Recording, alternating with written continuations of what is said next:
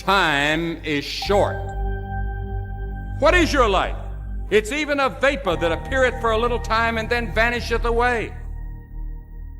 If someone had told me when I was 20 years old that life was very short and would pass just like that, I wouldn't have believed it. And if I tell you that, you don't believe it either. I cannot get young people to understand how brief life is, how quickly it passes. Your time is limited, so don't waste it living someone else's life. Don't be trapped by dogma, which is living with the results of other people's thinking. You see, we are created in a magnificent vibration, in an absolutely magnificent vibration. Born risk takers. Free. That conditioning takes place after birth. You can change it. It takes guts. It takes goals. Now, do you know something? You're sitting there watching this and you're thinking, my God, I'm going to change something. Now we say, keep reminding yourself that you have tremendous reservoirs of potential within you, and therefore you are quite capable of doing anything you set your mind to. You really can. I don't care what the cynics tell you. Quit listening to some of your peers. Now all you must do is figure out how you can do it, not whether you can or not. When are you going to do it? When are you going to do it? You've got to create a sense of urgency. I'm going to do it right now. Let me tell you something, homie. These women ain't going nowhere. These clubs, these parties, all this shit ain't going nowhere.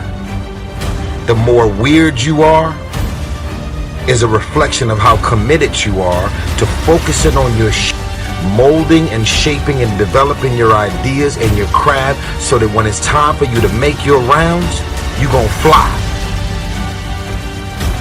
No alarm clock needed. My passion wakes me up. My drive wakes me up. My determination wakes me up. My ability to be, do, and have whatever I want, it wakes me up. What wakes you up? What drives you? Why are you playing this game? You gotta begin with the end in mind. So whatever your dream or your goal is, you gotta wake up every day to it.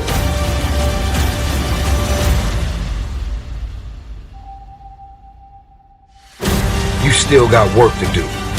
Stay on that basketball court. Stay on that football field. All the homies texting and calling and trying to make you feel bad about being so focused. It's grind season, homie. It's not about today. It's about the future. You do the work now. Do the work now. Well, I recommend you ask yourself the question. What are you doing right now? Are you not doing anything? Are you doing something stupid?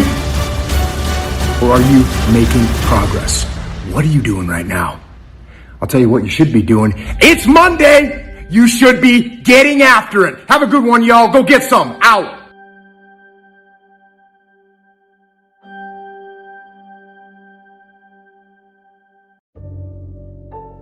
Life. How beautiful it is. How amazing it is to be able to rise up in the morning and have that sun shine on your face rather than on your grave. What makes life so unique and so beautiful? It is beautiful because whatever you have that you may be facing, what you may be dealing with, life is still good. Life has so many moving parts, but life is always good. Every day is a new day and another opportunity that others may not have. This life that you have been given, this life that you are temporarily holding on to, this life that has been just given to you for only temporary reasons, has more meaning than you can ever imagine. Enlightened self-interest. It's a fascinating study to study the idea of self-interest. But just make this note, all of us, have self-interest. The key is for it to be enlightened so that everybody wins and no one loses. Our first interest is to survive. What does it take to survive? Our second interest is to succeed. What does it take to succeed? What does it take for me personally to survive and to succeed? Can I legitimately be interested enough in the things that help me both succeed and survive? And here's what I discovered. The answer is yes. It's possible to exercise self-interest, but to do it in such a way that no one loses, everyone benefits. Key phrase. Life was not designed to give us what we need. Life was designed to give us what we deserve.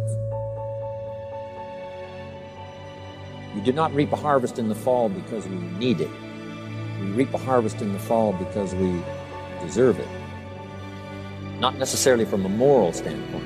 Of course, there are some moral laws as well, spiritual and moral laws. But just the basic laws that simply say if you wish to reap, you must plant. So jot this down. Reaping is reserved for the planters. And the reason they reap is because they deserve it. They're the planters. They deserve to reap. Interesting Bible phrase that says, if you keep knocking, you'll find open doors. Good phrase to jot down. If you keep knocking, you'll find open doors. Doors of opportunity. Doors of a chance to meet someone. Doors open for association. Doors open to find someone special. Doors open to find a unique business colleague. If you keep knocking, the phrase says, doors of opportunity are open to those who continually knock. So we don't find open doors of opportunity because we need them. We find them because we deserve them. Only those who knock deserve to find an open door. But the promise is, if you continually knock, you'll find doors of opportunity. It says, if you search, you will find. So make the note, it's good. Finding is reserved for the searchers because they deserve it. Now, at first they may have needed it, but they now know that just needing it is not sufficient. But if they need it, now they must qualify for it. The reason why you're going to be blessed with good ideas this weekend is because you've come searching. You've gotten on an airplane to come searching. You got in your automobile to come searching. You got here searching. Now you're ready to receive. And for those who search, they will find answers. They will find plans, imagination to stir yourself into action for future benefit. So if you search, to find a good idea, you must go looking and searching. You've got to go to church. You've got to go to class. You've got to go to the seminar. You've got to go to the library. You've got to go to the books if you wish to find it. Rarely does a good idea interrupt you. Rarely. But if you will search, you will find. So we get not what we need, but we get what we deserve. It says if you ask, someone has an answer. If you keep asking, the answers belong to you, because by virtue of asking, you have qualified. So we don't get what we need, we get what we deserve.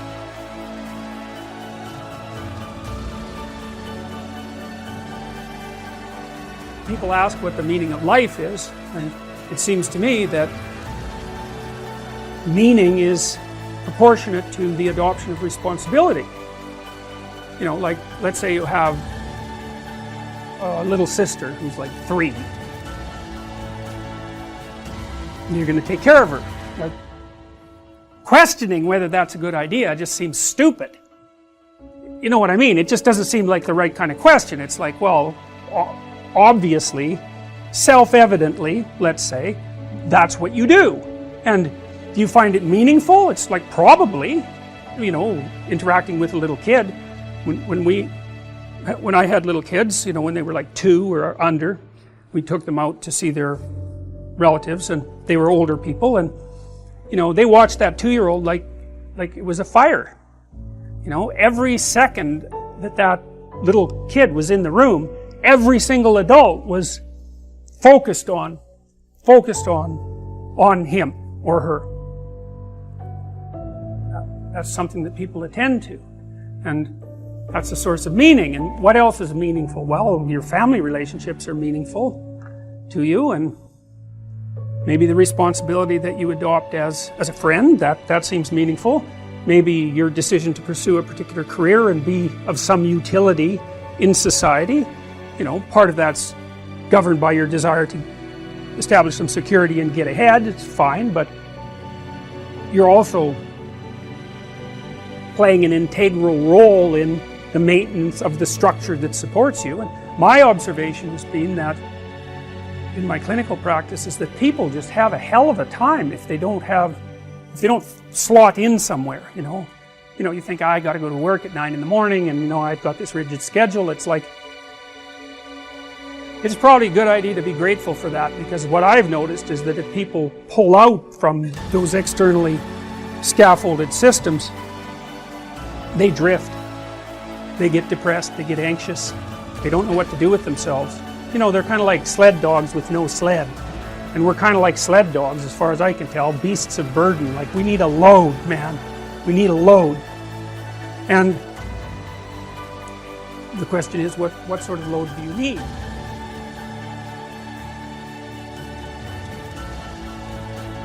You want to be persistent about what it is that you want to achieve. Alexander Graham Bell said, what this power is, I cannot say.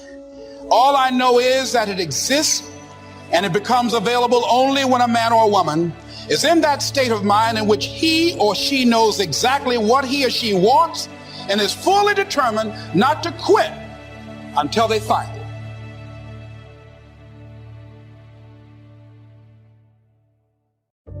Don't get caught up in, well, I've tried it 4 or 5 times and things didn't work out. If there's something that you want and you're hungry for it, you've got to do whatever is necessary until. And when you give the best you can and that's not enough, you must do what is required.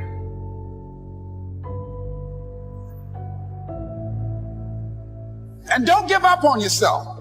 Don't throw the towel in so quickly. Many people give up on the 1-yard line.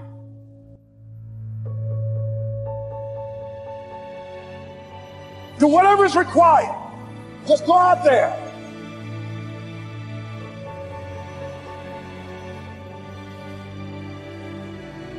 I get emails on Facebook from friends I went to high school with, often starting with, Gary, you're so lucky. I reply to every single one of them, all of them. I am super not lucky. Let me remind you, Rick, remember when we graduated college and you went to the Jersey Shore every weekend and hooked up with chicks and drank beer? I worked.